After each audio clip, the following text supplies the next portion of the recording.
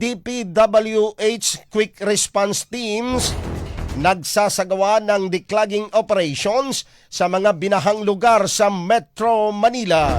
Detalye ng balita mula kay Madeline Villar Moratillo. Radyo Agila Live Report!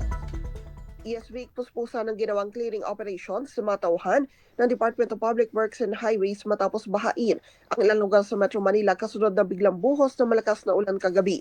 Kabilang sa mga lugar na ito ay bahagi ng Viluna Road at EDSA North Avenue sa Quezon City, EDSA Ortigas Service Road sa Mandaluyong, Governor W. Pascual Avenue, Barangay Catmon, Malabon City, Blumentritt Corner, PY Margal sa Maynila at R. Magsaysay at Bima pa naman sa Santa Mesa sa Maynila pa rin. Mano-mano ang ginawang cleaning at declogging operations ng DPWH Quick Response Team sa mga drainage inlets.